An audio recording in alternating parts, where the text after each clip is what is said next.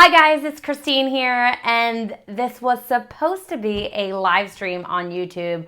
I did the whole video live, and after the fact saw that the screen had went back to the thumbnail. So rather than let that one go, I decided to re-record. I tried to go back on live again, but having some technical difficulties. So we're just going to record this for you guys, and I'll make sure to get a little bit of help to live stream next week. So this is actually probably a good example of a teaching tip for you instructors out there. Every Tuesday, I'm going to be sharing some of my strategies for improving my teaching skills. Today was all about education.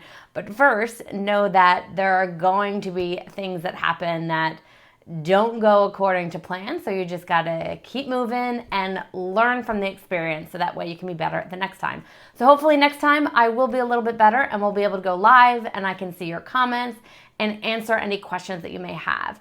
If you have any questions, feel free to leave them in the comments below because I'll come back and I'll answer any questions that you may have. Even though it's not live, I can come back and answer them for you. I am Christine DeFilippis. If you don't know who I am, this is my YouTube channel, Redhot Dance Fitness. And you might have seen that I do a lot of dance workouts, bar videos, especially for those of you that are instructors that need new content for your classes. And I also share a lot of instructor tips. And that's because I've been teaching for about 25 years now. When I look back when I first started teaching, it is far different now. And I'm sure that in 10, 20 years, I'm going to look back on how I'm teaching now and see that I'm even that much better in the future. And that's because I'm always learning.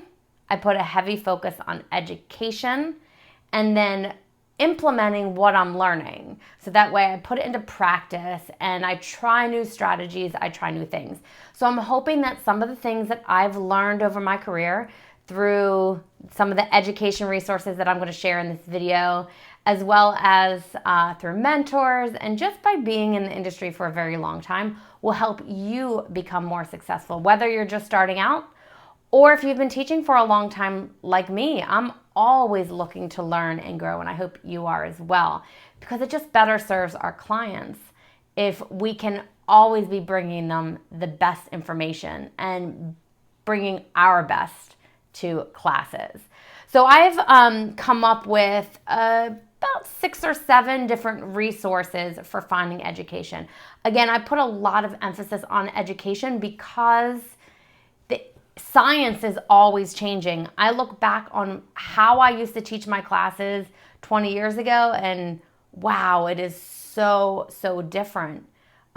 So many things that we did back then, we would never do now. I mean, all you have to do is, take out a Jane Fonda tape or something and you can see how we exercised then is not how we exercise now. And that's because new studies and new research teaches us better ways of working out, better ways of not just the actual physical workout, but better ways of communicating with our students. So I love getting new research, and I'll share with you some of the places that I find new research and learn so that way I can stay at the top of my game. And not just to stay on the cutting edge of science, but just to make myself better, just to make myself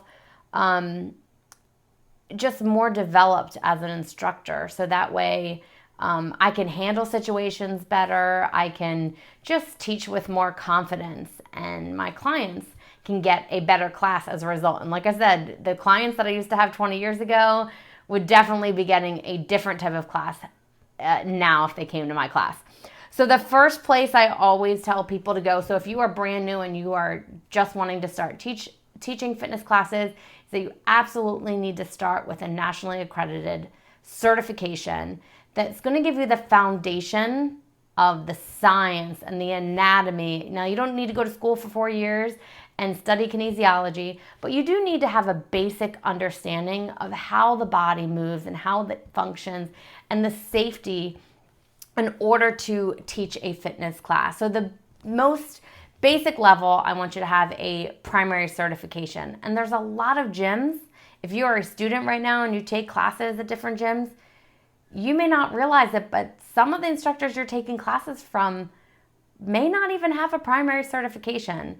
So double check and make sure that they're certified through a nationally accredited certifying body. And that's just the baseline of what you'd want to have. Once you do that, then you'll want to dive a little deeper. And there's a couple different directions you can go.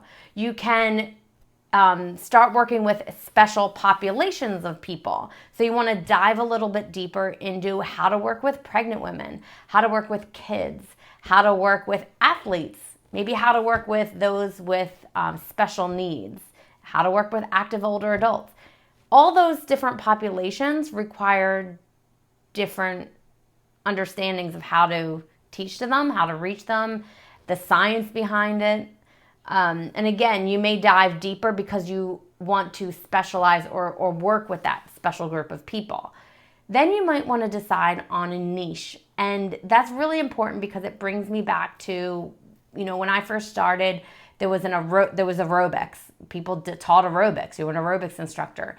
So there was really only one format. And then as new formats came out, people now specialize. In fact, a lot of young people that are coming and getting certified as fitness instructors are very specialized. They're cycle instructors, and that's it. They're yoga instructors, and that's it. And that's actually a better way to go if you really, really want to be good at what you're doing. That's not to say that you can't teach a handful of things or attend trainings to help you understand different formats, but especially in the beginning, I want you to focus on specializing and really being a master at something before trying to be a jack of all trades, because the saying is you'll be a master of none. So specialize, find things that interest you and maybe things that you're good at. So for me, I love music. I love dance, so I specialize in dance and bar workouts. Now, am I qualified to teach a cycling class and Pilates? Sure, and I've attended those trainings. But where I find I'm most successful is when I specialize. It also helps me to avoid burnout. And that's a whole nother video for another week. But for now, I want you to think about specializing with either a population of people or a special format. And you can attend a workshop in that format or specialty, or you can get certified in that as well, but that doesn't take away from the primary certification. That just helps you dig a little bit deeper or dive a little bit deeper into a specialty. Now, some are workshops, so you don't have to get certified. I've attended many workshops where I never end up teaching that, but it helps me to see things in a different light. And taking that training, I can apply that in anything that I'm teaching. So workshops are a great way to especially deepen your understanding in the science of teaching group fitness classes. If you can find a workshop in your area, and I'm going to list some links below that will help get you started if you're looking for places to look. So Idea Fitness Connect is a great place to look for certifying bodies, workshops, trainings, as well as Group X United. So both of those websites, you can kind of search and find areas of interest to help you dive a little bit deeper. Now, conferences are a fantastic way to kind of get a broad overview of everything that's going on in the industry, and you can kind of hand select if you want to go into nutrition or if you want to take a class on working with kids or on working with a certain type of equipment. So you can kind of schedule out a week or a couple days and really learn a lot of different things. And it's probably the most bang for your buck for getting continuing education credits as well. So again, having that certification, you're going to need continuing education credits. So conferences are a great way to do that. I just got back from Idea World Conference, and that is absolutely by far my favorite conference of the year. You can look into going to that, and there's also a lot of regional conferences that you can go to if you don't want to travel very far. Now, just say you can't travel, or maybe you can't take the day off. There might be a workshop in your area, but you just can't take a whole day away from the family, or maybe you don't want to give up your weekends to do that because most trainings and workshops are on weekends. Well, online programs are a great place to go. And you can't think of it as like a home study where you're just on your own learning. There are so many online programs that are even better than the live version. And in full disclosure, I myself offer online programs. It's also because I've also attended a lot or participated in a lot of online programs, and I saw the value in what I got from the online training. So online, a lot more ability to add content, much more content than what's confined in a one-day workshop. Also the ability to add new material as new research comes out. And as I said earlier, there's always new information coming out. Also, in an online program, it's easy to update. So not just add new, but if there's a course, part of the course that science has changed in some way, that course can easily be updated. Unlike a live training where they'd need to redo the manual and re-update all the master trainers on that. They probably don't do that as quickly as what can be done on an online training. And my favorite reason for it is that you can review it again and again. I can't tell you how many times I've been at a conference especially, or a workshop where I'd like to just videotape everything. So that way in a week when I've decompressed, I can review the pieces that weren't as clear as I wanted them to be, or review in a month or 6 months or maybe even a year as kind of a refresher. And that's where online trainings can be very helpful. And I've done, like I said, a number of online trainings in the fitness industry, and I've also done them in personal and business development. And I just absolutely love online learning. You're doing online learning right now. As well as online, not just the courses, but you can do a lot of learning online by reading blogs and going to websites. Make sure that they're credible sources. Again, IDEA is a great place to go for a ton of great credible sources. ACE is the organization that I'm certified through, and I love a lot of their online resources. They have webinars that you can participate in. And again, take an hour webinar on nutrition, or an hour webinar on how to really connect with students. I mean, they give at least once a month, they're giving a new webinar. So you can learn that way. Now, if you're not the digital kind of person, you want something in your hands, IDEA Fitness Journal is a great one. I'm an IDEA member. If you're an ACE instructor, I think you can get this as well. But I highly encourage you to become a member of IDEA.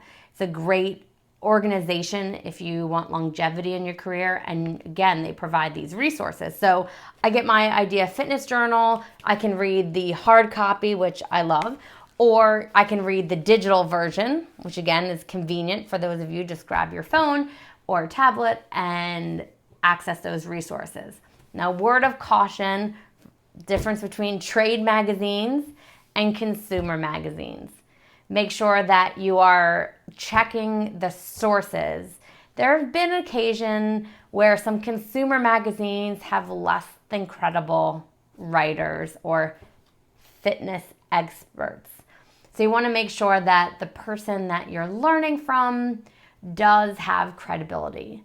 That if you're taking an anatomy class or reading something about anatomy or kinesiology from someone, that they're not just a celebrity trainer or someone that happens to look good while they're working out, that they actually have the training and the certification or education required to teach you what they're teaching. So again, always go back and check your references. So some other places, again, reading industry magazines, reading online sites for sources, great. I also step outside of the fitness industry. So I love to read books, personal development, business development, not necessarily fiction, but books that are going to help me just